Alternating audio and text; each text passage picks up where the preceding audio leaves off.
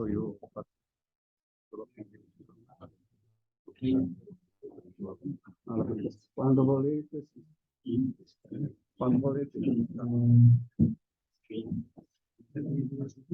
seduti tutti e due così che si quadrati.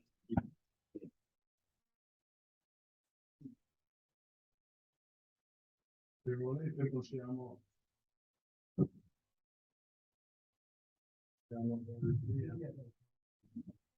cominciare le ore ufficiali da persone. La tradizione del quarto accademico siamo un'accademia, non dobbiamo fare lezioni. A me il piacere di introdurre semplicemente questa nuova fase del nostro seminario gratuito. Fino ad ora abbiamo ascoltato gli uomini del sapere, abbiamo già sentito una serie di interventi che ci hanno introdotto la tematica dal punto di vista degli scienziati e dello studio. Con questa sera passiamo dall'altra parte della nostra bandiera che separa in due praticamente, ma idealmente, il nostro seminario, e passiamo nel mondo del saper fare, cioè iniziamo quella serie di interventi successivi di persone del mondo che rappresentano il mondo delle industrie che lavorano nelle tematiche delle trasformazioni energetiche, trasformazioni ecologiche, da cui è dedicato il seminario veramente, e questa volta ascoltiamo loro. Alla fine, come tutti sapete, alla fine di novembre avremo poi una giornata dedicata al confronto diretto tra le persone, diciamo, del mondo del lavoro e persone del mondo che lavorano pure, ma che lavorano nel mondo del sapere. Questa parte, tutto il seminario è stato organizzato dal presidente della nostra sezione di scienze, il professor Albertelli, e da un gruppo di accademici che hanno dedicato molti impegni, tra l'altro anche gli interventi. Dico, da questa sera prenderà la guida, diciamo, il dottor Antonio Garzilli, accademico pure, che ha seguito più questo secondo lato, e quindi io, dando il benvenuto a tutti e augurandoci che possiamo proseguire, ecco, con lo stesso successo che abbiamo avuto fino ad oggi, dico la parola a lui per introdurre il nostro oratore, quindi grazie di aver voluto la nostra accademia, la sua presenza, di portarsi la sua competenza, ma ripeto, preferisco che Antonio sia tu a presentare la serata e la persona. Grazie. Grazie Presidente. Vi inviterei però a leggere insieme il nome dall'Accademia Libera delle Scienze del 1798. Lo faccio perché bisogna proporre un'accademia, visto che ogni tanto incontriamo persone che non la conoscono. E anche Luca, che non avevo occasione di lavoro. No, fisicamente no, la conoscevo di fa. Sì. Dico ancora un'altra cosa importante, è una delle 11 accademie conosciute dal governo nazionale. Non è più delle tante, è una delle 11. Ed è un'accademia che sta facendo un lavoro, secondo me, molto interessante, proprio quello di creare anche in questa occasione un ponte tra il mondo del sapere e della scienza, il mondo della grande nell'introduzione il Presidente ha già detto quello che abbiamo fatto, arriviamo all'11ª conferenza. Iniziamo con l'aereo del delegato Luca Trapani, seguirà subito dopo il ferro che parlerà di acciaio green e transizione. Dopo il ferro ci sarà un saldo energia, energy storage, e la quarta sarà idrogeno verde, produzione, storage e utilizzo. Alla fine, nella conferenza di cui ha parlato già il Presidente, che sarà il convegno del 25 novembre, i presidenti di queste 4 società interverranno insieme alle istituzioni e ad altri presidenti della Confindustria della Camera di Commercio e delle altre istituzioni di Genova e di Torino. Ci sarà anche il presidente, ovviamente ci sarà il presidente della Liguria Topica, perché questa è un'accademia figlia, non è un'accademia.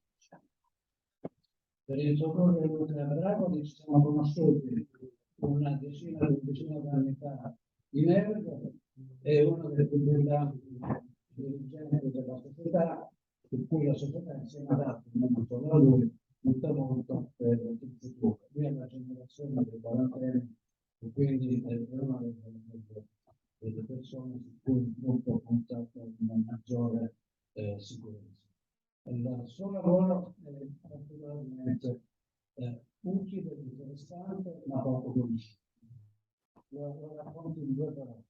Prima degli investimenti, c'è un lavoro che delle volte di anni e spesso purtroppo in Italia si conclude con nulla di fatto. Tu ricordi che hai fatto una bellissima esperienza, assolutamente negativa, per il rigassificatore di Crotone. Racconto solo il passaggio, perché poi è solo un lavoro di ogni giorno, poi in inglese si dice per come si fa ad avere i congressi per fare un investimento. Uno è solo. In quel caso era la scelta, era l'insieme di miliardi di 200 milioni, 50-50%. Con quei soldi siamo riusciti a realizzare. Erano coinvolti 3 comuni, una provincia, una regione a statuto speciale, quindi dal punto di vista costituzionale, e 3 ministeri: Ministero del Sviluppo Economico, Ministero dell'Ambiente e Ministero delle Infrastrutture. Quindi nomi del ministro. Ambiente Pecoraro Scanio, Sviluppo Economico Bersani, Infrastrutture di C'era poi il sottosegretario che coordinava, diciamo, questi 3 ministeri e Presidente del Consiglio. Quindi pensate di passare dai 3 comuni alla provincia, alla regione, a 3 ministeri, a questo comitato per non parlare di tutte le strutture, diciamo, di tipo autorizzativo, diciamo, in cui sono coinvolte, perché devono dare pareri, ho preso il giro del fuoco e non dimentico mai quello che chiama la direzione lavori pubblici, adesso non so se è giusto dire direzione lavori pubblici. Quindi una situazione di 4 anni di lavoro, c'è un capo di progetto che lavorava per 100 persone per affrontare anche tutto questo lavoro. Il risultato non si è fatto investimento. Oggi capiamo qual è l'investimento di un rigassificatore. Ancora oggi si sta discutendo se il rigassificatore di Plombino si può fare o non si può fare, se si può saltare. Cioè, questa è una situazione che alla fine, se uno racconta, ma perché vi siete trovati in questa situazione, tanto gas dalla Russia, tanto gas, il referendum sul nucleare, no, i comitati del nord tutte le parti, elezioni nei comuni ogni anno, l'utilizzo di questi argomenti per fini elettorali, alla fine la sicurezza energetica dell'Italia non è stata assolutamente garantita. Questa introduzione per dire, proprio su questo si soffermerà in maniera molto più precisa di me l'avvocato Bravo, del quale do la parola, chiedendo un'autorizzazione, se mai mi interrompo, a fare qualche domanda, poi mi aspetto la domanda dei presenti, che ringrazio per essere venuti a Senato. Grazie, grazie Antonio. Tanto vorrei davvero ringraziare l'Accademia per questo invito. Ho un ringraziamento che a nome anche dell'AERI, del gruppo ERI e della famiglia Carolina, perché è un onore la possibilità di dire la nostra e di rappresentare la nostra esperienza di fronte a un uditorio così qualificato. Dice bene Antonio, l'accordo che abbiamo strutturato prima dell'intervento è proprio quello di fare un intervento dialogante, che è l'unico modo poi per tenere in qualche modo in vita il confronto e fare in modo che appunto non sia soporifero come talvolta le relazioni di chi viene dall'azienda. Io ho preparato qualche slide che andremo attraverso, non necessariamente a tutte. però mi faceva piacere intanto raccontarvi un po' di noi, di Ero, che cos'è questa azienda, come è arrivata al posizionamento attuale e quali sono le sfide in cui siamo impegnati. Mi piace farlo perché quando io sono entrato quasi 20 anni fa in Egger, era un'azienda completamente diversa. Era un operatore petrolifero con un forte radicamento territoriale in Sicilia e un operatore che faceva distribuzione di prodotti petroliferi. Questi erano i business. Era finanziario, cioè un raffinatore e distributore di prodotti petroliferi. In allora l'induction training, il percorso di formazione che si faceva ai giovani, si chiamava Petrolio Base e culminava con la visita alla raffineria del Priolo. La raffineria del Priolo, che tra l'altro è tornata agli onori della cronaca di recente per la situazione che si è venuta a creare, che tuttora purtroppo incombe su quel polo produttivo in ragione delle sanzioni contro la Russia. Cosa precisa, perché la proprietà è della Lukoil. Oggi la proprietà è della Lukoil ed è un pezzetto del percorso che abbiamo fatto. Ora chiedo al collega qua se può condividere la presentazione, così tanto vi faccio vedere qualcosa di quelle, qualche slide di quelle che ho selezionato.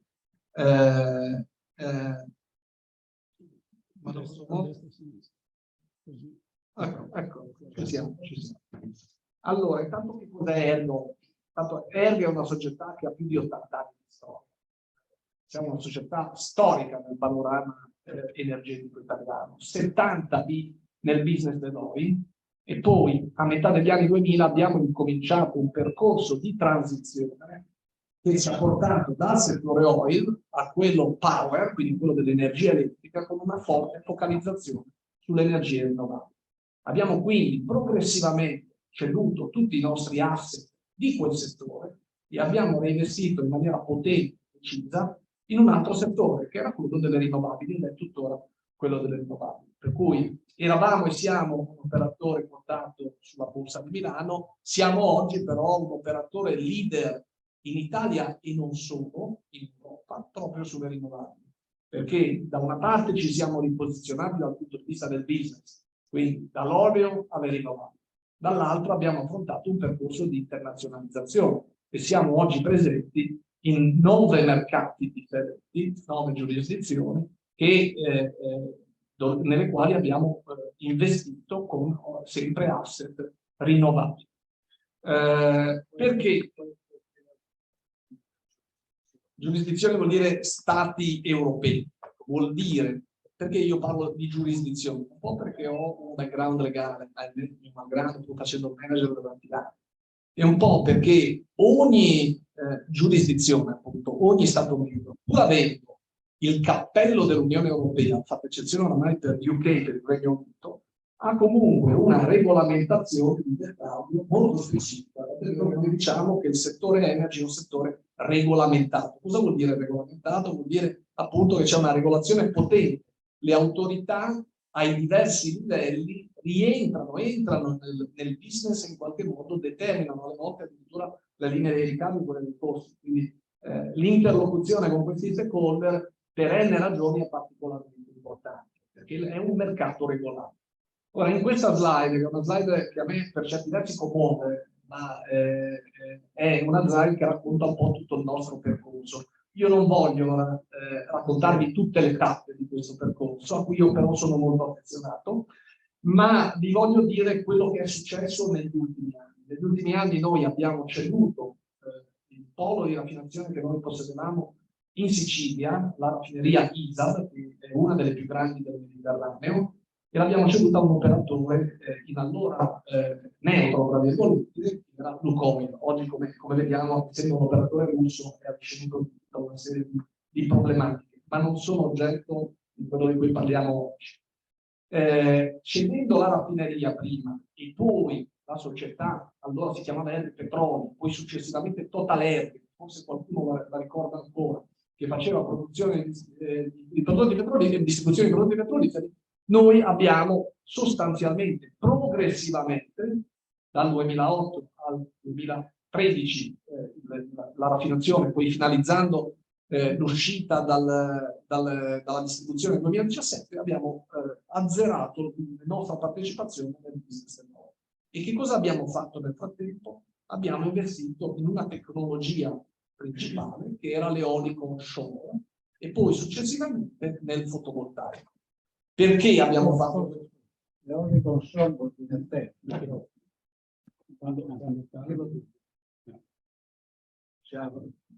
L'eolico onshore vuol dire terra, poi si stanno interessando anche dell'offshore che vuol dire mare. Solo per produrre. Certamente, eolico terrestre. Questa slide racconta un po' il nostro percorso di trasformazione. Vedete il primo grafico a torta in alto che racconta l'evoluzione del capitale investito, l'evoluzione dell'EBITDA, quindi l'EBITDA è naturalmente un elemento per classificare la profittabilità dell'azienda, e un terzo KPI, un terzo indicatore che ci racconta un pezzo della nostra sostenibilità, perché questa CO2 avoided sono le tonnellate di CO2 evitate, cioè quanto abbiamo ridotto le emissioni di CO2 attraverso produzioni rinnovabili. Quindi producendo energia in modo rinnovabile eviti che questa energia sia prodotta in una maniera che invece produce gas climalteranti. Perché questo è uno dei temi, uno dei driver di sviluppo di questa azienda, sicuramente, ed è uno sui quali noi siamo più vocali, siamo più attivi anche sui social, sui mezzi di comunicazione, è proprio questo tema della lotta al cambiamento climatico e quindi sulla decarbonizzazione dell'economia. Ci arriveremo poi dopo, però volevo darvi un po' questo flavor, no? Questo sapore e queste razionali che hanno in qualche modo accompagnato il nostro percorso. Oggi, devo dire, ci ritroviamo di fronte a una situazione drammatica e drammatizzata in cui il tema della decarbonizzazione paradossalmente ha assunto un ruolo, non dico secondario, ma meno prioritario, perché oggi sentiamo di più il tema dell'indipendenza energetica. Però entrambi questi driver, entrambe queste prospettive vedono nelle rinnovabili, nelle fonti rinnovabili, una sintesi perfetta, perché le rinnovabili sono elemento di indipendenza energetica e sono una opzione fondamentale per i percorsi di decarbonizzazione. Questo è oggi il nostro posizionamento, le 9 giurisdizioni, i 9 paesi in cui oggi noi siamo presenti, e questo naturalmente è bello a raccontarsi. Per chi fa il mio mestiere vuol dire anche una complessità enorme. Vuol dire poi gestire la regolazione e le modifiche che vengono fatte al quadro legislativo e regolamentare in diversi paesi, vi assicuro, è tutt'altro che semplice, ma questo è quello che occorre fare per accompagnare lo sviluppo. Abbiamo 2 tecnologie principali, che sono eolico e fotovoltaico, e abbiamo un piano industriale che è totalmente votato e vocato su queste 2 tecnologie. E quello che abbiamo detto al mercato a maggio dell'anno scorso, presentando il nuovo piano industriale, è stato chiaramente che noi crediamo in questa prospettiva tecnologica e che noi vogliamo essere un attore consapevole del processo di transizione energetica in atto. Bellissime parole, anche riempono di orgoglio, poi vedremo come mettere a terra questi obiettivi è tutt'altro che semplice. Una domanda visto che stai lavorando su questi temi in altri paesi europei, da un punto di vista regolamentare, sono più semplici, gli iter autorizzativi sono più rapidi o c'è una... Allora, ogni paese ha le sue peculiarità. Per onestà intellettuale bisogna dire che l'Italia è particolarmente lenta, ma anche gli altri paesi hanno problemi simili ai nostri. Cioè non c'è in Europa un paradiso, diciamo così. Ovunque l'installazione di rinnovabili è diciamo sfidante. Poi ci sono pubbliche amministrazioni più efficaci, più efficienti, più reattive, e ci sono pubbliche amministrazioni che hanno qualche problema in più.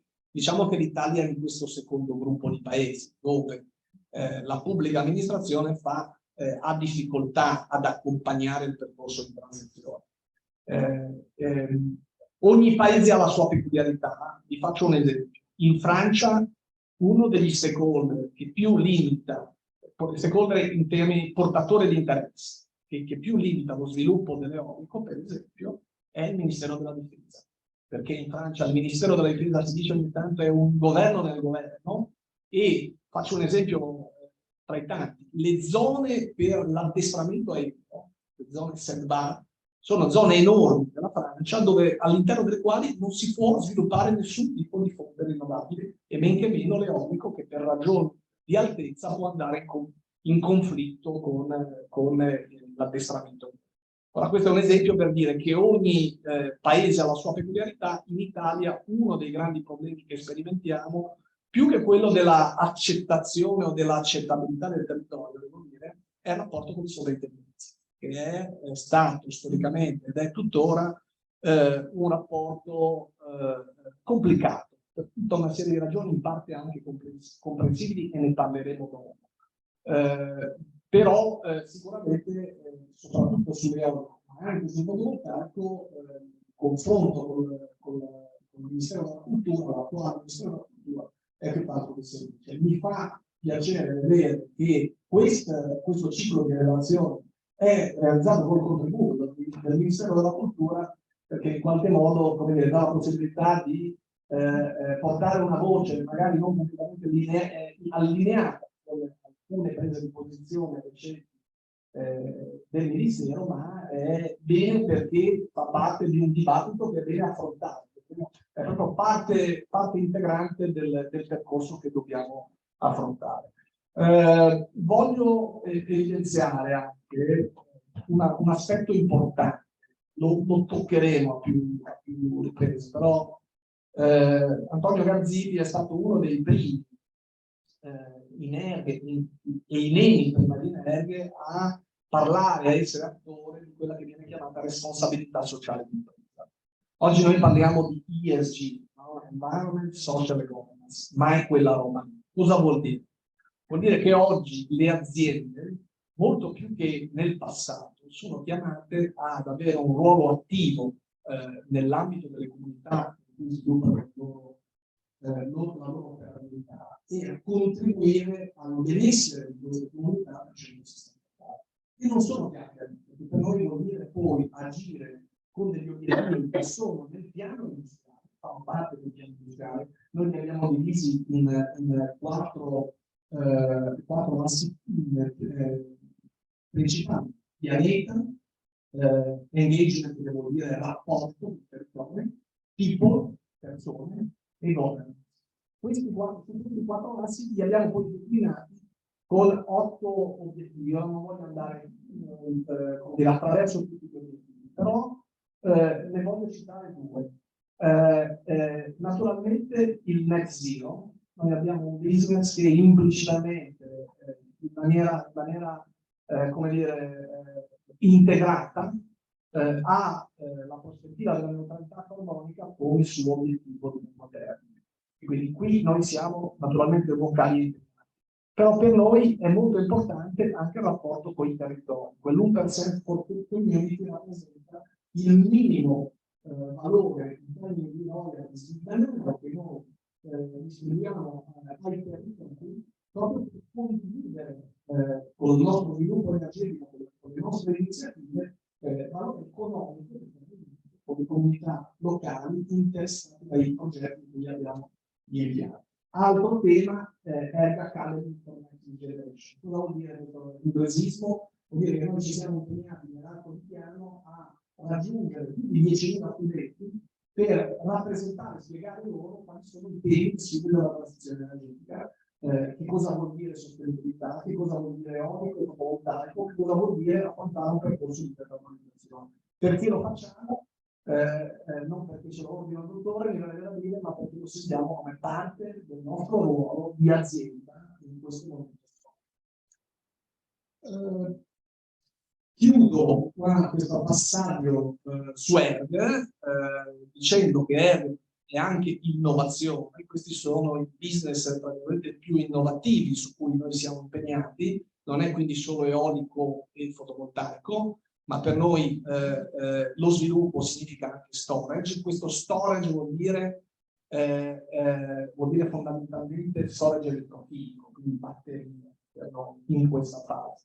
Perché questa tecnologia? Perché è così importante per noi e per il sistema? Perché, come molti sanno, la produzione rinnovabile è una produzione intermittente.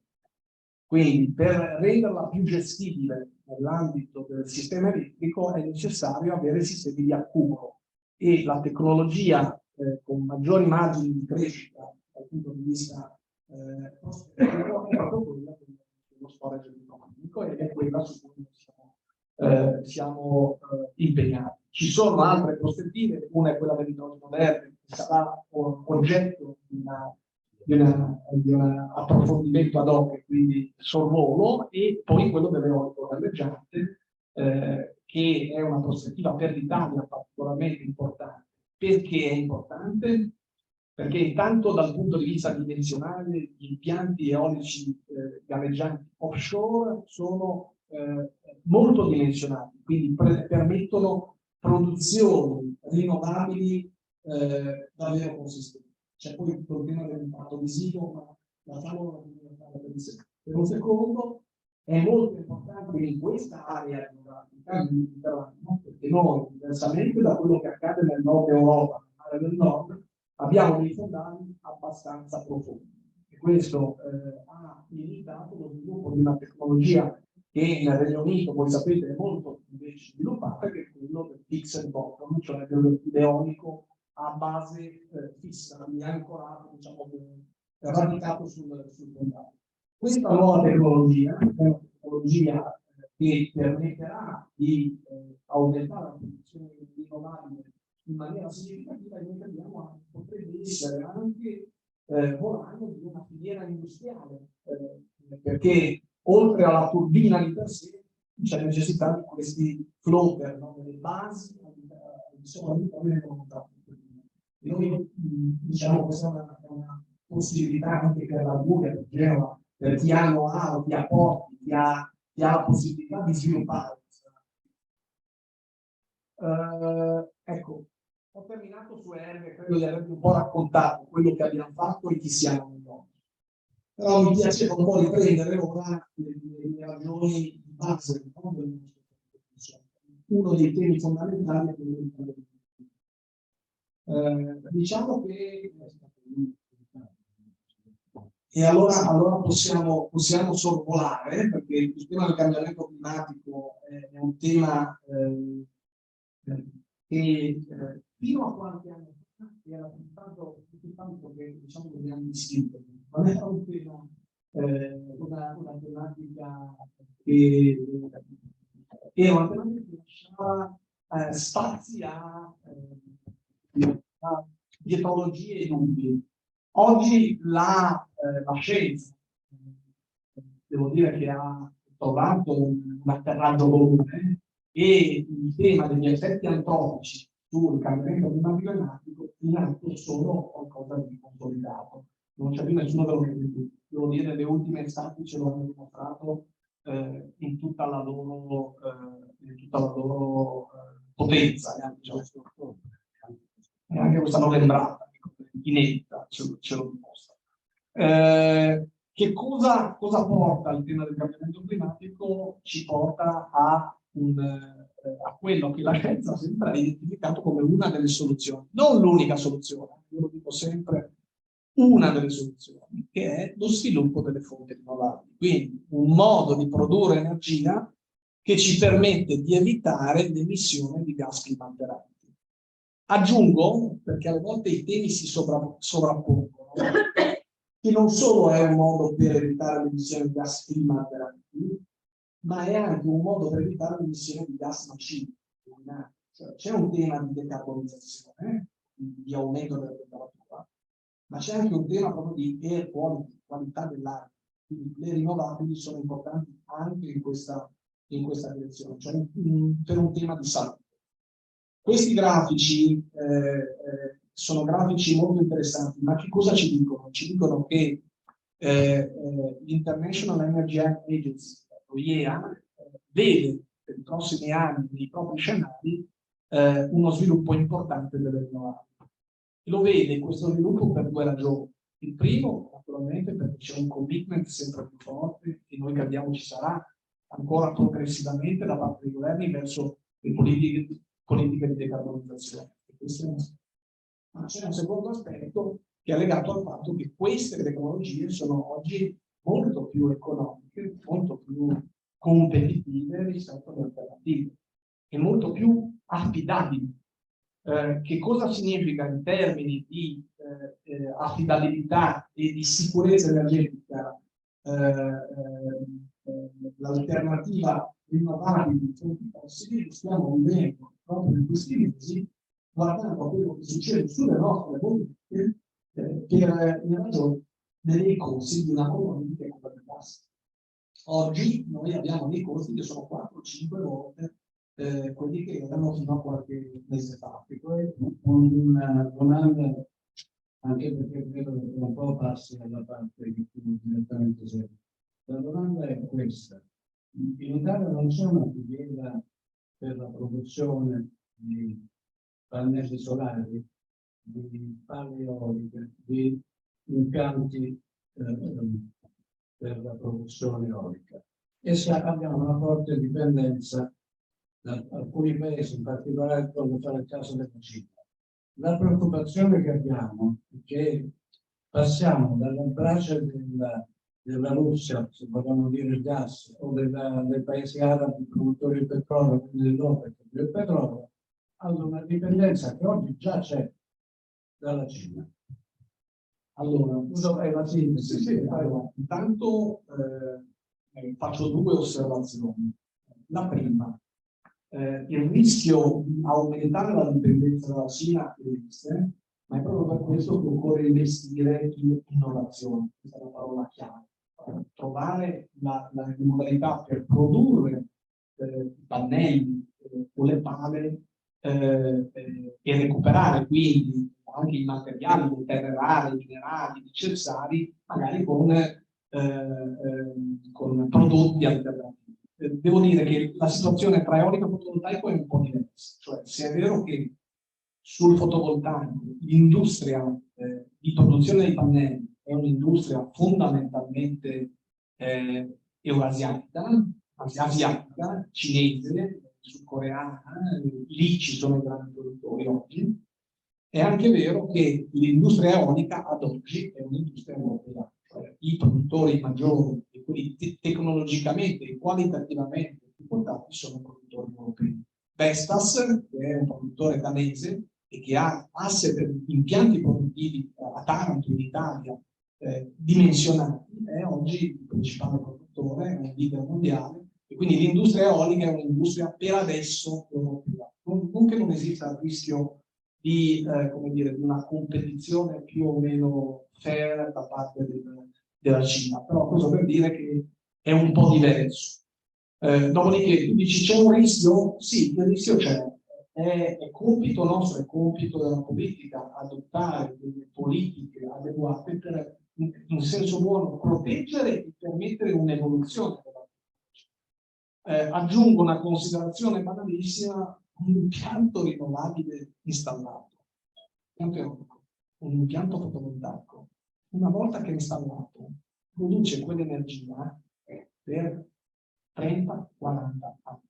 Il ciclo di vita è questo. Poi può anche essere esteso, ci sono gli interventi di life extension, ma non voglio andare in questo dettaglio. Quello che voglio dire è che c'è una indipendenza implicita. È vero che tu per costruirlo hai bisogno magari di un determinante componente che è cinese, ma una volta che è installato per 40 anni hai questo margine di indipendenza.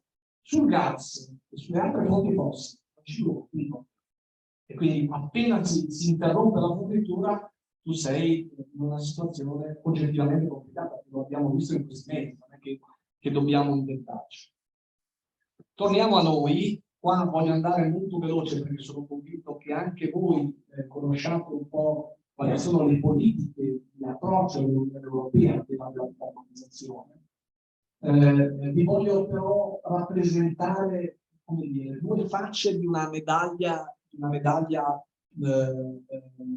che va compresa nella sua pienezza. Questi sono gli obiettivi, li vedete, questi sono gli obiettivi al 2030, quelli che sono stati disegnati con un pacchetto che si chiama Fit for 55, un pacchetto della Commissione Europea che ha, per esempio, sulle rinnovabili identificato un obiettivo di penetrazione sui consumi finali del 40% dell'attività. C'è un nuovo pacchetto che è stato introdotto di recente, proprio in conseguenza della crisi energetica che stiamo affrontando, che si chiama Power EU, che porta quel 40% al 45%, e qua stiamo parlando dei consumi finali lordi, quindi tutti i consumi di energia. È un obiettivo potentissimo. Sul consumo elettrico, questo implica che noi arriveremo al 2030, se riusciamo a raggiungere questi obiettivi, a una produzione elettrica che è garantita per il 70-80% da fonti rinnovabili. Quindi un obiettivo già importante. E per questo che è così importante e l'elettrificazione e che l'elettrificazione sia accompagnata dalle fonti rinnovabili. Queste sono le sorti magnifiche progressive che disegna la Commissione Europea. Purtroppo, ecco, e questo è la declinazione italiana, quello che vi facevo vedere prima. Ora qua sono numeri che vi dicono poco o molto, dipende un po' dalla causa della domanda. Sono verissimi. Allora, questa è la grande. Gli obiettivi sono, in termini numerici, sono impressionanti. Vuol dire raddoppiare l'installato rinnovabile, l'installato eolico, quasi quadruplicare. Gli obiettivi sono raggiungibili, questa è la risposta, rispondo, ma gli strumenti che abbiamo attualmente si devono evolvere, e in particolare andiamo poi al nodo di quello che volevamo discutere oggi, ed è un po' quali sono i problemi nel mettere a terra, nel far autorizzare. Dov'è che abbiamo dei problemi? Uno ve l'ho accennato. Per installare un impianto rinnovabile di utility scale industriale, fotovoltaico eolico, si deve passare per un processo amministrativo che si chiama valutazione di impatto ambientale. Nell'ambito della valutazione di impatto ambientale, uno dei pezzetti della valutazione di impatto ambientale è la valutazione di impatto ambientale. E qua entra in gioco il ruolo del PIC e delle sovranità. Allora, io vi dico che tra il 2016 e il 2020, su più di 200 progetti di utility scale presentati, solo 4 hanno avuto la valutazione di impatto, il decreto di voto.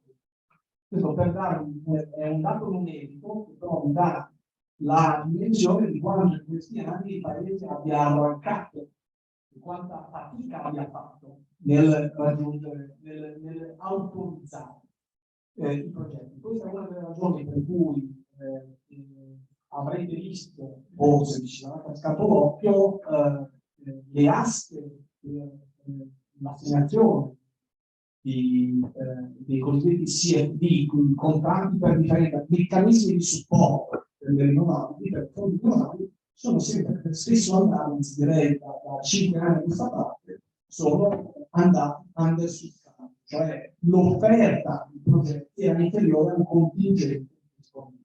E questa è una cosa clamorosa che ci pensiamo, perché mai come in questi anni avremo avuto la necessità di aumentare il nostro intervento. Quindi un primo punto ve l'ho rappresentato, è un po' questo tema del rapporto con le sovrintendenze. Dicevo prima che anche il rapporto con le sovrintendenze, lo dico da operatore del settore, va compreso. Siamo in Italia e naturalmente abbiamo un patrimonio che va tutelato. Noi, certo, non siamo nel deserto del Nevada, come esempio, quindi noi stessi come operatori ne siamo consapevoli. Aggiungo un pezzo: le sovrintendenze e i funzionari delle sovrintendenze si sono formati in un periodo storico, che è quello dagli anni 70 in poi, in cui l'Italia ha subito una sorta di aggressione, di cementificazione sociale, e lo sappiamo tutti, cioè siamo noi tutti testimoni di quello che in alcune parti del territorio, inclusa la nostra famiglia, è successo, no? Quello che noi vediamo intanto la rapadificazione, uno aveva introdotto come neologismo, cioè allora questo per dire che la cultura delle sovrintendenze è una cultura di protezione da ogni intervento di proprio, sul presupposto che lasciare come è in qualche modo protegge l'ambiente e il paesaggio. Qua la cosa paradossale, è uno dei temi di ingaggio su cui ci confrontiamo proprio con i rappresentanti delle sovrintendenze, è che oggi non fare nulla, procedere col modello a combustione fossile, con il quale noi attualmente portiamo avanti, ha un effetto per via del cambiamento climatico proprio su quel paesaggio, proprio su quell'ambiente che si vuole difendere. Allora, la quadratura del cerchio è proprio quella di avere la consapevolezza che operare in questo settore, favorire lo sviluppo delle rinnovabili, significa anche proteggere quell'ambiente che le sovrintendenze stesse hanno obiettivo istituzionale di proteggere. E questa è un po' una nuova frontiera che dovrebbe essere aiutata anche da una modifica legislativa che sarà introdotta a livello europeo, ed è quella di definire progetti rinnovabili, quindi sia eolico che fotovoltaico, e perdonatemi l'inglesismo, di overriding public interest, che vuol dire di interesse pubblico superiore, prevalente. Questo dovrebbe aiutare poi nel bilanciamento dei diversi interessi a dare una accelerazione. Certo è che questa è la legge, e voi sapete che poi dopo la legge c'è anche il tema del recepimento, della legge comunitaria in quella nazionale, ma poi c'è tutto l'applicativo. E arriviamo poi, lo analizziamo dopo, il tema proprio di come si comportano le pubbliche amministrazioni. Aggiungo che uno dei temi oggi che abbiamo ai noi come tuttora inevasi è quello del rapporto con le regioni. Le regioni dovrebbero essere esse stesse attori consapevoli del processo di transizione energetica, dovrebbero essere le prime a sviluppare e a spingere un quadro regolamentare tale da permettere il maggior sviluppo di questa forma. Sapete qual è la regione con il minor tasso di penetrazione delle rinnovabili? Sapete qual è la regione che non è riuscita a centrare gli obiettivi al 2020 del vecchio pacchetto 2020?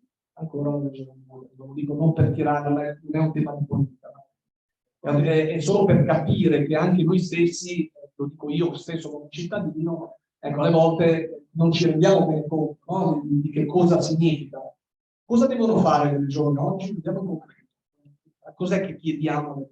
Chiediamo due cose. La prima è di definire le cosiddette aree idonee, cioè aree in quali lo sviluppo delle rinnovabili può essere fatto senza che ci siano vincoli particolari, quindi proprio per creare uno streamline, un'accelerazione della parte permissuale, della parte di permiti che Antonio citava. E questo è il primo obiettivo. C'è un decreto ministeriale che naturalmente, come tutti i decreti ministeriali, è atteso ormai da giugno 2022, diciamo, a qualche mese. Questo decreto ministeriale dovrebbe fissare i criteri generali con i quali le regioni poi identificano le aree idonee. Però l'emissione di questo decreto è subordinata a un'intesa in conferenza Stato-Regioni che non c'è. Quindi siamo rimasti appesi qua. Quindi non c'è il decreto ministeriale e non ci sono le aree idonee. Comunque di emergenza la competenza siamo stati ad oggi sì. Ad oggi sì, questo è un tema costituzionale. Questo è un tema costituzionale, è un tema che nasce dalla riforma del 2005, dal federalismo che abbiamo introdotto nella nostra Costituzione e da quell'articolo 117 che prevede in tema di energia, c'è la necessità della Costituzione, che prevede in tema di energia una potestà legislativa concorrente. Cosa vuol dire? Che su questo tema la potestà legislativa è condivisa tra Stato e Regioni. Questo purtroppo è fonte di una serie di conflitti di attribuzioni e di scontri politici inenarrabili. Vi farò poi un esempio lampante che in qualche modo abbiamo vissuto dietro. Il secondo punto che andrebbe fatto, per quanto banale possa sembrare, è quello di un altro inglesismo, burden sharing. Cos'è questo burden sharing? È il fatto che ci deve essere una suddivisione dell'obiettivo europeo nazionale, l'obiettivo dell'Italia, tra le diverse regioni. Quindi ogni regione dovrebbe sapere al 2030 quante rinnovabili deve installare. Pensate che ci sia? La risposta è no, non c'è nulla. Non c'è nulla di tutto questo ed è chiaro che questi sono problemi pianificatori che poi inevitabilmente si riflettono in una lentezza autorizzativa. In più c'è le regioni a statuto speciale invece non hanno una competenza congiunta con lo Stato. Quindi quel famoso progetto di Priolo, autorizzato dopo 4 anni a livello governativo, è stato fermato dal Presidente della Regione. È così, è così. Quella è una vicenda, di nuovo, questi sono i paradossi della vita aziendale, perché immaginate adesso, in questa situazione, in cui siamo letteralmente in ginocchio, proprio per questa difficoltà nell'avere gas e avere nuove fonti di approvvigionamento sul gas, immaginate quanto sarebbe stato utile avere quel rigassificatore con un percorso autorizzativo che è durato in tutto 8 anni, che ha avuto una valutazione di impatto ambientale e che è rimasto, come diceva Antonio, bloccato nella regione Sicilia, che non ha mai risposto alla chiusura del procedimento e rilasciato l'autorizzazione unica. Alla fine era una decisione politica, non è mai stata rilasciata questa autorizzazione unica. Qual è stato l'effetto per l'azienda? Lo dico così a beneficio dell'uditorio: 8 anni, una joint venture, una trentina di dipendenti, 24 milioni di euro di costi di sviluppo buttati nella pattumiera. Questo è. E tra l'altro voglio dire, è una joint venture in allora che vedeva ERG, primario operatore nazionale, e Shell. Quindi a livello di reliability, di affidabilità, il massimo che uno Stato potesse desiderare. Ciò non di meno, lì è rimasto e oggi siamo qua a rimpiangere il fatto di non aver fatto quell'investimento. Del problema. Io lo configuro come omissione di atto di ufficio.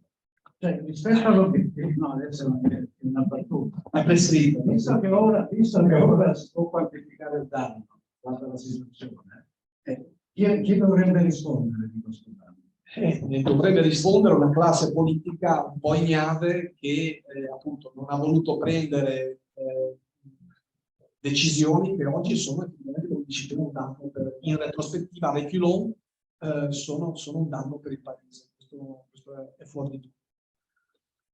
Qua vi facevo un po' vedere questa Liguria fanalino di coda, ma non voglio accedere su questo, non voglio infierire. Questi sono un po' i numeri di cui avremo bisogno, questi 10 gigawatt all'anno circa che ogni anno dovremo installare. Ne installiamo di rinnovabili meno di 1, quest'anno forse raggiungeremo i 2 gigawatt, ma siamo davvero indietro rispetto a quello che dovremmo e potremmo fare. Una slide, questa vi ho raccontato un po', Ministero della Cultura, la competenza concorrente Stato-Regioni, la accennava prima Antonio. Voglio fare un esempio lampante di che cosa significa, no? Poi questo palleggio di responsabilità tra Stato e Regioni.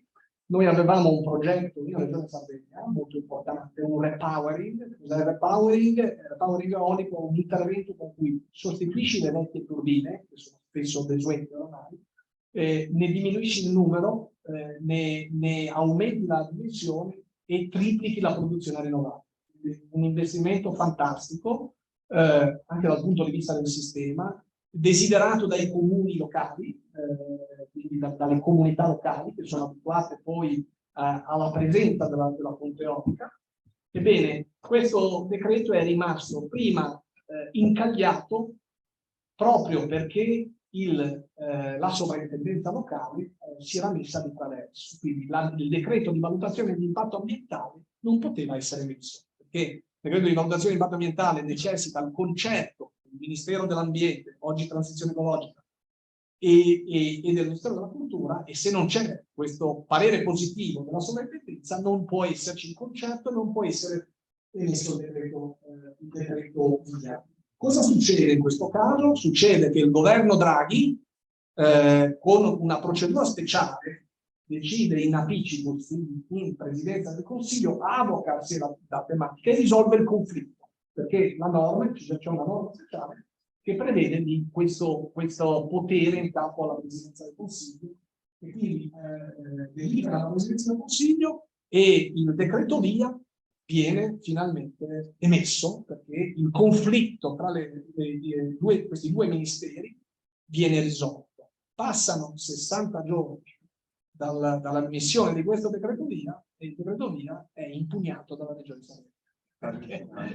E ritorniamo a Paldino e oggi siamo perché la Regione Sardegna, perché le competenze, la competenza concorrente, bla bla bla. Poi non voglio andare troppo nei dettagli, ma solo per raccontarvi cosa significa per un'azienda affrontare tutta questa complessità. E ripeto, con un intervento, un investimento voluto dal territorio, sul quale i comuni ci chiedono di investire giustamente. Non vale il principio del silenzio assenso? No, purtroppo non vale il principio del silenzio assenso, soprattutto in questa materia, anche perché poi la Regione Sardegna, nel caso di specie, non è stata presidente, ma ha proprio materialmente impugnato il decreto via. Aggiungo un pezzetto, vi ho un po' raccontato, ora sembra una via crucis, e in parte lo è, noi continuiamo a vedere le cose in maniera positiva. Ecco. Non vi spaventate che noi andiamo avanti comunque, andiamo avanti in Italia come negli altri 9 paesi in cui siamo presenti. Quest'anno e l'anno prossimo investiremo e metteremo a terra nuovi progetti. Io stesso ne vengo dalla Scozia, abbiamo inaugurato un nuovo progetto proprio 2 giorni fa, quindi diciamo il processo non si ferma perché la transizione è in atto, però queste sono le complessità che dobbiamo affrontare. Non scendo nei dettagli, ci sarebbe un altro aspetto connesso allo sviluppo della rete elettrica, che è un tema che è across Europe, diciamo così, in tutti gli stati un tema sfidante, perché le difficoltà che abbiamo noi per costruire l'impianto rinnovabile lo hanno anche gli operatori di rete per sviluppare la rete elettrica per connettere l'impianto. Quindi ora ve l'ho semplificata, ma il tema esiste. Allora, la conclusione è una conclusione abbastanza semplice ed è una conclusione giocata sulle soluzioni. Cosa bisognerebbe fare? No? Allora, un tema per noi in Italia, ora mi concentro sull'Italia, è dare attuazione ad alcuni decreti. Qui il nuovo governo speriamo che sia operativo e attivo, e quindi un primo tema è indire nuove aste per le fonti rinnovabili, avere un orizzonte, noi diciamo pluriennale, e lo dice la legge, il legislativo 199, in cui nei prossimi 5 anni sappiamo che ci saranno aste per determinati contingenti rinnovabili, e quindi su quella base l'operatore industriale può pianificare i propri investimenti. C'è un tema poi legato all'adeguamento delle tariffe, nel senso che l'inflazione sta colpendo tutti, incluso anche i costi delle rinnovabili, continuano ad essere molto più economiche di quello che stiamo pagando oggi il gas, ma comunque anche le tariffe stesse devono essere in qualche modo adeguate. E poi l'ultimo punto per me, quello più importante, è mettere a terra le tante semplificazioni autorizzative che l'ultimo governo, il governo Draghi ha messo a terra, perché noi alle volte abbiamo questa impressione che per risolvere un problema, soprattutto in Italia, che per risolvere il problema basti il tratto di penna, no? Cambia la legge. Non è così. La legge vive di un momento, come dire, di costruzione, di iure condendo, dicevano i latini, Una volta che è scritta, poi c'è il momento dell'applicazione, dell'ermeneutica, della prassi, e ogni norma necessita di un tempo perché l'amministrazione impari ad utilizzarla e ad applicarla immediatamente. Noi abbiamo bisogno quindi di un'amministrazione attenta, di un'amministrazione preparata e di un'amministrazione staffata. Oggi le regioni, che citavo prima, hanno uffici nei dipartimenti di energia e ambiente limitatissimi, che devono istruire e approvare migliaia di pratiche. Su questo bisogna che la pubblica amministrazione si decida a investire, magari riconvertendo, ci sono anche magari inefficienze, questo devo dire, non lo so, però su questo sicuramente, sulla digitalizzazione dei processi, in molte regioni noi siamo costretti a andare a portare avanti le nostre pratiche burocratiche su carta, e oggi se facciamo tutto sul cellulare è un controsenso, quindi digitalizzazione e staff tecnicamente adeguato per fare. Dopodiché la tecnologia è competitiva e siamo convinti che i benefici per il paese saranno buoni. Una domanda solo per la tua parte. Per quanto riguarda il PNRR, sulle rinnovabili, qual è la situazione secondo te? Allora, il PNRR ha due parti, diciamo. C'è una parte di... che cos'è? Perché non so se... Allora, è il piano nazionale di recovery, quindi le risorse messe a disposizione dall'Unione Europea per rilanciare l'economia degli Stati membri, in particolare quella italiana, che è tra quelle più beneficiate, a valle della crisi stabile. Quindi stiamo parlando di 210 miliardi, 220 miliardi di euro, un buon 30% è dedicato alla transizione verde, quindi transizione energetica, in cui ci sono dentro tante cose, in questi 70 miliardi, non c'è solo le rinnovabili, ma ci sono solo le rinnovabili, sono interventi sistemici. Volevo dire due cose però sul PNRR. Primo, che una parte del PNRR tra virgolette è a costo zero, perché sono riforme. Una parte di quelle riforme di cui abbiamo parlato, semplificazioni, digitalizzazione, aiutare la pubblica amministrazione a essere snella, veloce, responsive. E questo è un pezzo. Un secondo pezzo è dedicato, come ci siamo detti, e qui andiamo con la spesa, alla transizione ecologica in senso ampio. Ecco, su questo devo dire che i fondi PNRR non sono dedicati allo sviluppo delle rinnovabili mature, eolico e fotovoltaico, sono dedicati a progetti innovativi, a qualcosa, perché la logica del PNRR è fare qualcosa che altrimenti non si sarebbe fatto.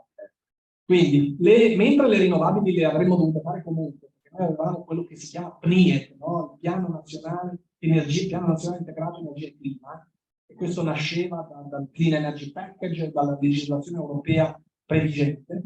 Col PNRR noi dovremmo fare nuove cose, l'eolico flottante, ad esempio, il fotovoltaico galleggiante, la ricerca dello sviluppo, tutta una serie di cose in più che possiamo fare. Devo dire, anche su questo, dico, davvero, non vorrei essere troppo, ma è fondamentale il ruolo, la maturità della pubblica amministrazione, perché chi spende queste risorse e la gestione di queste risorse passa sempre attraverso amministrazioni centrali e soprattutto amministrazioni regionali. Quindi se quei progetti non vengono messi a terra, siamo punti a capo. Quindi è un po' un vantaggio che il cronoprogramma che definisce i tempi per realizzare gli investimenti finanziati dall'Europa, se non viene rispettato, sono inutili. Sì, non è una buona notizia, ma è così. Non è una buona notizia, ma è assolutamente così. Devo dire che adesso, probabilmente, avremo anche una fase politica di interlocuzione con il nuovo governo, come sappiamo, c'è stato questo tema su quanto il PNRR sia fitting rispetto alla situazione attuale. Perché questo, lo diciamo in 3 parole, uno dei temi è che anche il PNRR, proprio nelle sue assunzioni di spesa, ipotizzava una situazione diversa da quella che stiamo affrontando adesso. è stato costruito sulla crisi pandemica e su una situazione energetica inflattiva di un certo tipo, oggi ci troviamo di fronte a una realtà un po' mutata. Quindi banalmente una parte degli investimenti probabilmente il governo chiederà di riorientarli, in ogni caso anche proprio la contabilizzazione dei costi per questi interventi dovrà essere un po' forzatamente rifatta, perché banalmente costa di più. Ecco. L'inflazione è già un elemento importante in tutte le economie. Immagino di ora poi qua c'è policy e politics, no? Quindi ora vedremo un po' che cosa succede non abbiamo la sfera di cristallo, però sicuramente continua a essere una prospettiva importante per il paese, perché come dicevamo sono tutta una serie di investimenti, io li chiamo di natura infrastrutturale, ma che sono fondamentali per fare di altri investimenti degli operatori privati. Ringrazio per essere invitato. Grazie per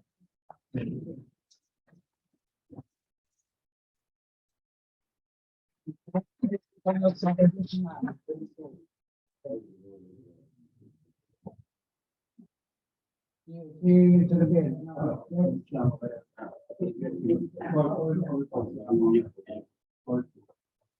Avevo preparato una domanda. Cioè, avevo preparato una domanda, cioè sappiamo che il responsabile del cambiamento climatico è l'anidride carbonica. Ora, sappiamo anche che nell'atmosfera c'è il 78% di azoto, 20 di ossigeno e 0,04 di anidride carbonica. Quello che bisogna evitare è l'emissione nell'atmosfera di CO2 fossili, come il petrolio, il carbone, il gas. Quindi anche il gas. Va bene che si manca, ma non è il massimo per ridurre l'emissione di anidride carbonica nell'atmosfera. Però dunque, confesso che ho fatto 200.000 km con un motore vecchio, naturalmente, usando l'olio vegetale. L'olio vegetale, motore vecchio, perché i nuovi hanno centraline elettroniche che riconoscono i fumi e spengono il motore. Ma basta togliere la centralina e il motore funziona. Allora, naturalmente senza spendere, tra l'altro, perché facevo il giro di ristorante, mi facevo dare, funziona anche l'olio già usato, non ancora mettere l'olio nuovo. Allora, che studi ci sono in merito all'utilizzo dell'agricoltura per avere carburante biologico compatibile con l'atmosfera? Potrei dircelo prima, vediamo da lei a portare la visita. Il gasolio, no. Allora sui carburanti negli Stati Uniti il 10-15% della benzina è etanolo, viene dalla produzione quindi infatti c'è la guerra negli Stati Uniti, i produttori delle grandi aziende agricole statunitensi, soprattutto del centro degli Stati Uniti, sono i più grandi finanziatori di questa sovvenzione che viene fatta, perché c'è l'obbligo di mettere tra il 10 e il 20% di etanolo. E se possa arrivare al 100% come è stato, come ci dice lei,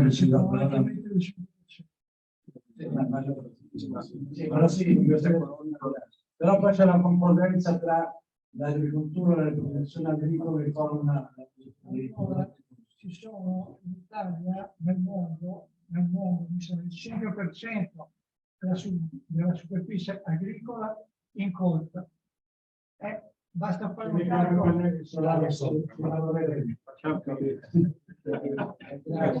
Io avrei una nota positiva per aggiungere a quello che diceva Bradley.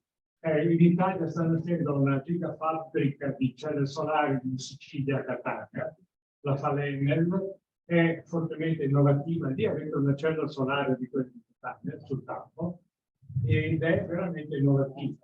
Questa è già piccola, adesso ne faranno più grande. La fabbrica entrerà in funzione alla fine del 2023, farà 3 gigawatt e quindi ogni anno potremo montare 3 gigawatt di moduli fotovoltaici italiani.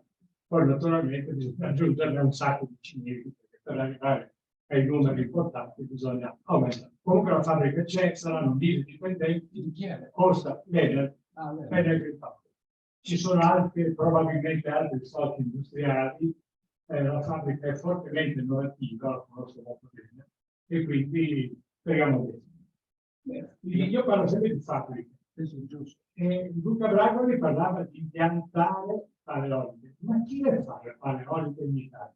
Qui mancano 2 personaggi che sono Ticatiera e Ansaldo, che sarebbero in grado di fare tutto quanto.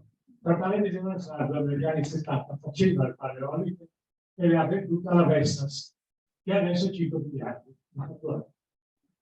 Cosa da dire? Sono provocatori.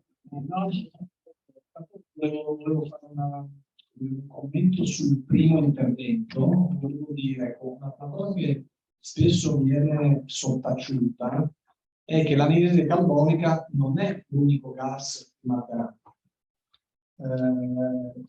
Anche il metano è un gas climalterante. Peraltro il metano ha un potenziale climalterante 4 volte superiore a quello dell'anidride carbonica, quindi si spende più velocemente in atmosfera. Però il problema del metano esiste ed è un problema che è stato discusso in Europa ed è una delle ragioni per cui diciamo così, anche una serie di investimenti infrastrutturali sul metano sono stati bloccati in alcuni paesi europei, proprio per questo tema legato agli effetti climalteranti.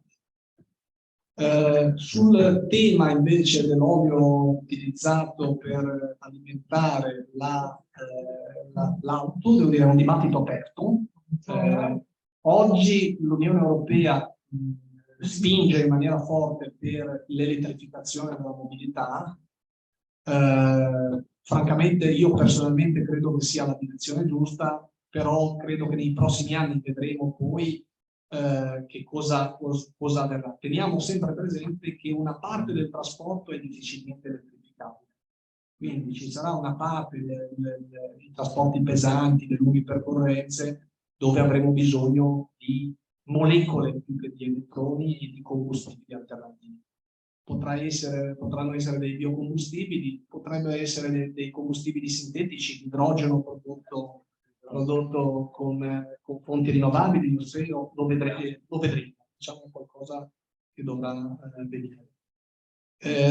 Rispetto all'altra sollecitazione, allora noi come ERG compriamo tecnologia, quindi non siamo forse quelli posizionati al meglio per prendere posizione su questo tema. Come cittadino, devo dire, sono sostanzialmente d'accordo con te, nel senso, noi tanto abbiamo buttato via delle occasioni. Il primo produttore eolico, credo, tra i primi al mondo era la Riva Calzoni, no? Faceva la monopala, temporibus simtis. E però tutta questo know-how industriale purtroppo non lo abbiamo saputo sfruttare. Io credo che quello che dovremmo fare in Italia e in Liguria è cercare di concentrarci sulle nuove sfide. È difficile sulle tecnologie mature competere magari con chi ha 10, 15, 20 anni di esperienza. Cercherei, per chi ha una buona università, del know-how, delle capacità industriali effettive, di essere un pochino più coraggiosi e di andare a trovare dei mercati di nicchia sulle tecnologie che si stanno affermando. Sono d'accordo sulle nicchie, scusami, qui dobbiamo fare gigawatt, con le nicchie facciamo kilowatt. Sì, se no, aspetta. 2400 dipendenti che non hanno lavoro l'anno prossimo. Non hanno lavoro l'anno prossimo, però devono cercare di fare un prodotto che sia competitivo. Questo è un po'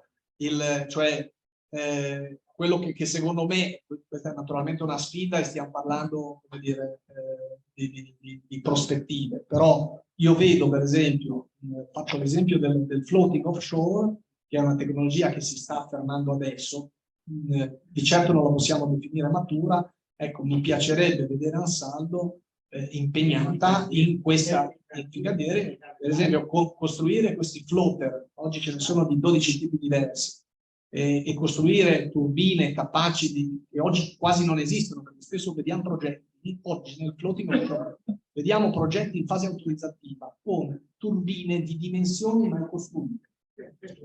Quindi questo è quello che abbiamo oggi. Quindi in quella prospettiva lì, secondo me, con un po' di coraggio e un po' di visione si potrebbe investire. È chiaro che sono prospettive dove ci vuole un'alleanza pubblico-privato, non si può pensare che un operatore privato da solo si metta in quella direzione, ci vuole un po' di sistema, e fare sistema nuovo è uno degli atti vincenti delle democrazie più sviluppate. Altre domande? Grazie.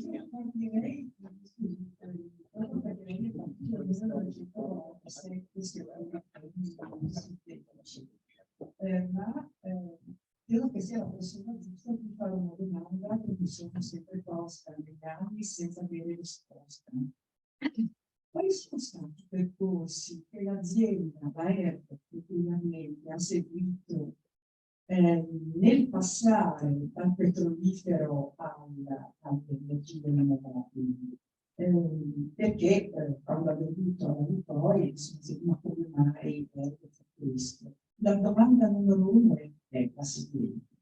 Sicuramente c'è la proprietà che mi ha citato, Garone Bondini, che fa la sua parte, ma io penso anche di dover su questo avere, se possibile, delle informazioni, anche un nucleo di cosiddetta ricerca, sviluppo e di orientamento mirato ad avere una visione lungimirante, una visione ampia, cosa che invece non hanno avuto e lo vediamo altre imprese anche a capitale pubblico. Numero due, quando la ERG ha impiantato in 9 diversi paesi l'energia eolica, eccetera, ha avuto degli incentivi, vale a dire, io so che in Germania, per esempio, non solo. La domanda è, quando ha fatto questa operazione, ha approfittato, si è avvalsa di trattamenti di sostegno sotto varie forme? Numero 2. Numero 3. Lei parla di pale eoliche offshore e parla della Sardegna. L'estate scorsa in Sardegna sono usciti lunghi articoli dicendo che adesso volevano mettere la pale eoliche davanti alla costa smeralda, forse per questo, anche per questo motivo, che la regione si è mossa. Vivere sotto un parco eolico è spaventoso, come lei sa, è rumorosissimo e non è la migliore delle condizioni possibili. Quindi forse anche questo può qualche volta comportare delle difficoltà. E infine, in termini applicativi,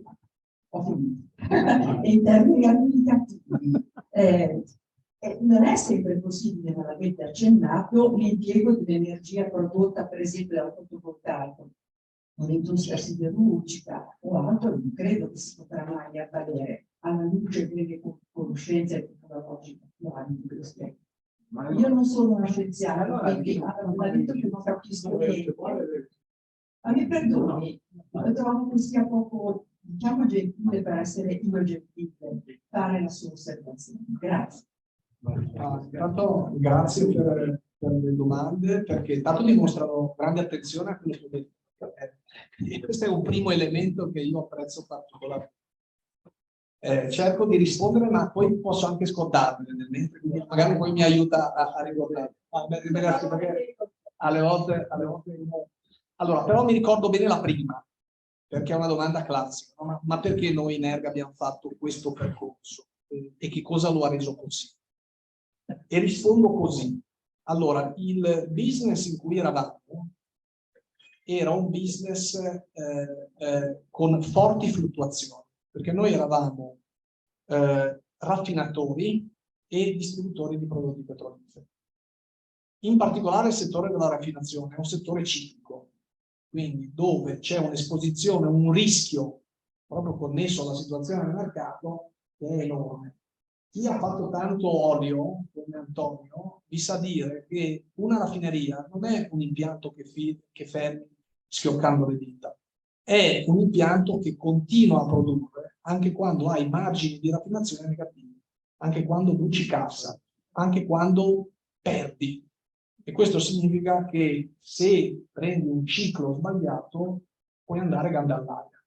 Allora, un produttore che non aveva, come Erd non aveva, l'upstream, l'estrazione di prodotti petroliferi, era intrinsecamente esposto a un rischio davvero considerevole. Anni molto buoni e anni terribilmente rischiosi. Allora, uno dei driver per questa scelta è stato proprio il fatto, il desiderio di andare verso un business intanto con meno impatto ambientale, perché questo sicuramente è uno dei driver più in linea con i driver evolutivi e regolatori, perché il tema del cambiamento climatico non è nato ieri, è nato nel protocollo di Kyoto del 92, c'era già tutto qualcosa che era in pancia alla società e che si muoveva. Certo, ora qua io non devo parlare per la famiglia, non mi permetto di parlare per la famiglia Garrone Mondini, ma hanno avuto vision, hanno avuto la capacità di guardare oltre ed è una capacità, guardate, che non hanno avuto altre famiglie imprenditoriali private. I grandi raffinatori privati, dopo Eni, erano Saras, i Moratti, Api, i Brachetti Peretti e poi i nomi di Eni. Gli unici che hanno fatto questo riposizionamento siano stati noi. Questo per dire che ci voleva anche coraggio e visione imprenditoriale, questa c'è stata. All'interno della società, naturalmente, c'era un management capace di gestire il cambiamento. La cosa più complicata, quando fai un turnaround di questo tipo, è gestire il cambiamento, gestire le persone.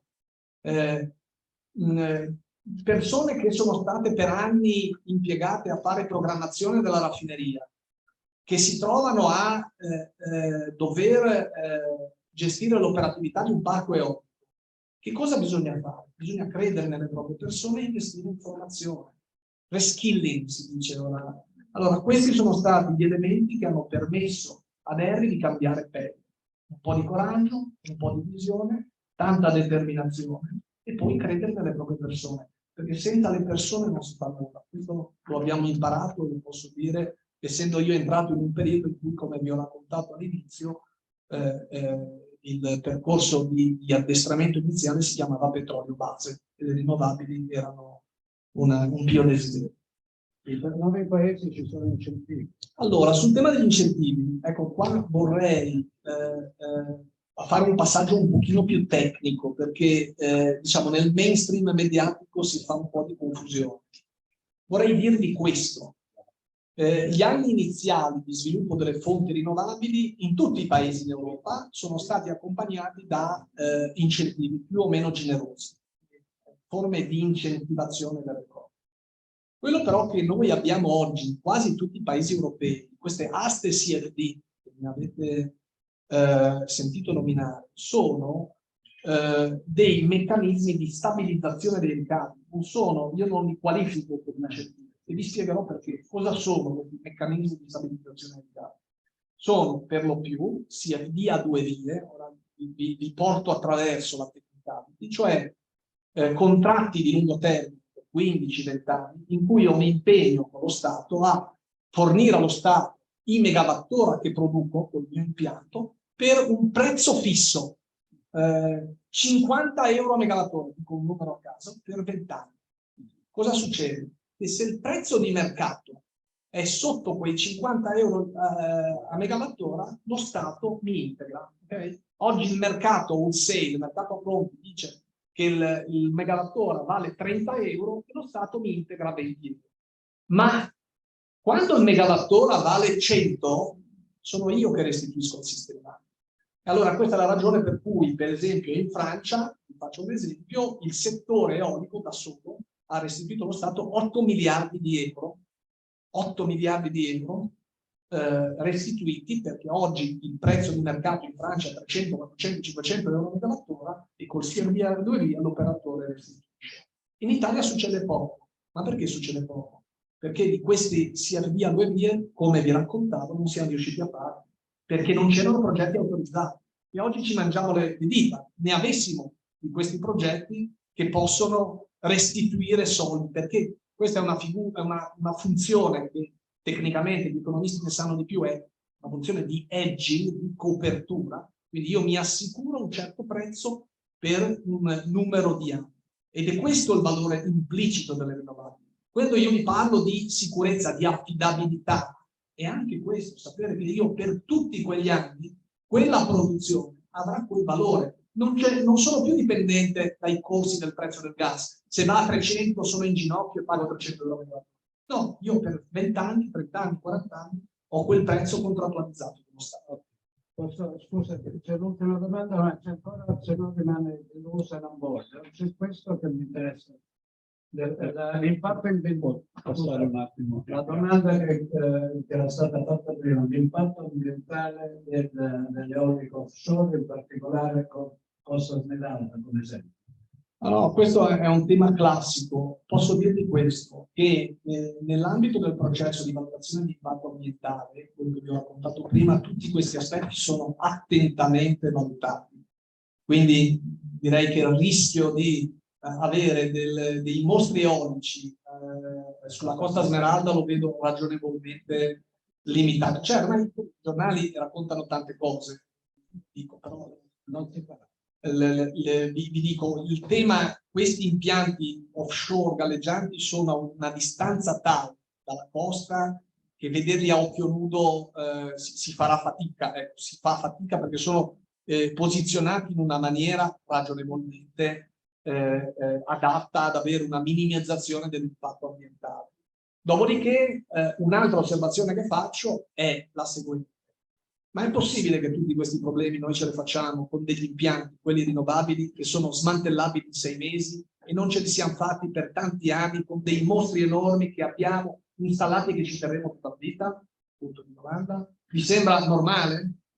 No, non è normale, lo dico io, è paradossale. Cioè noi chiediamo alle rinnovabili tutto quello che non abbiamo chiesto al disastro che abbiamo fatto in tanti anni di sviluppo industriale. E questo è paradossale, perché questi investimenti sono invece investimenti che, come vi ho spiegato, aiutano l'ambiente, aiutano il paesaggio, aiutano tante cose.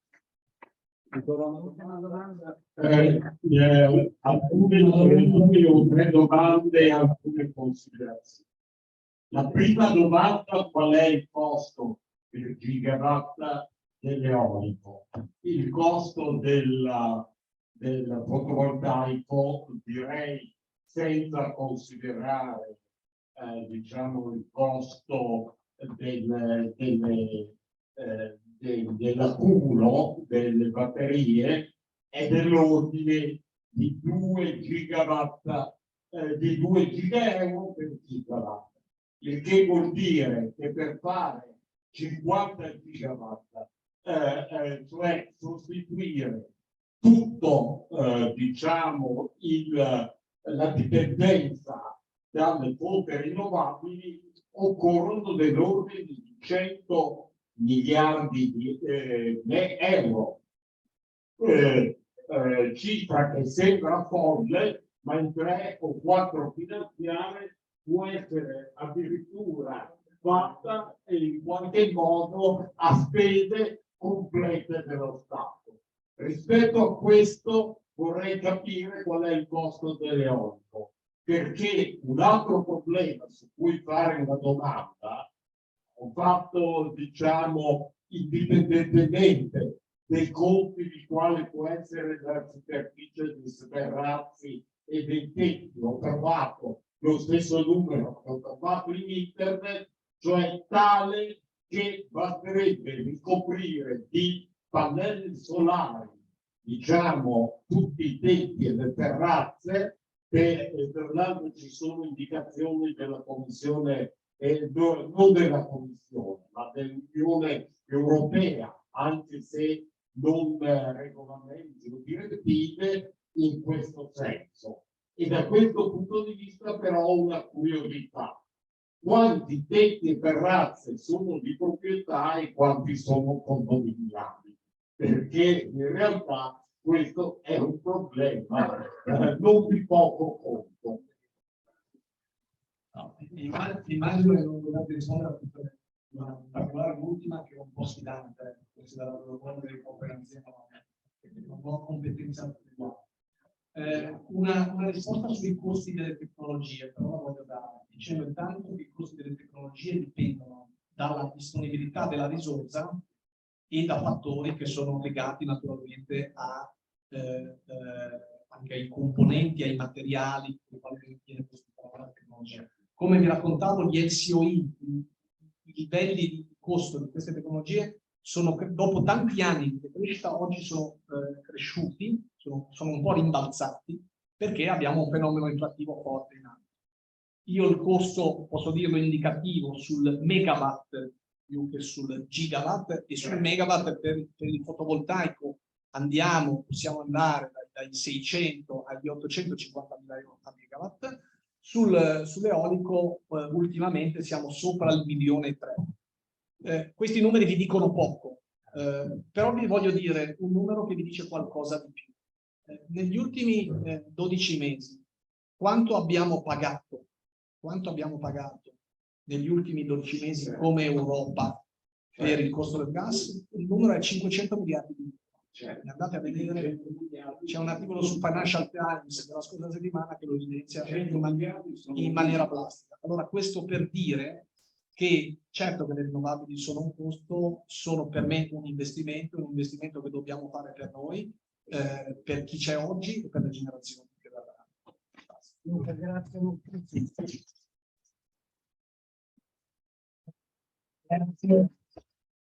Grazie Luca, è stato molto interessante e anche comprensibile perché non è facile parlare di questi temi. Grazie per la partecipazione del intervento e ci vedremo alla prossima conferenza.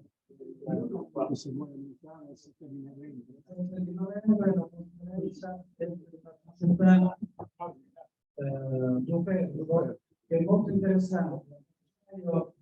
Verde e transizione.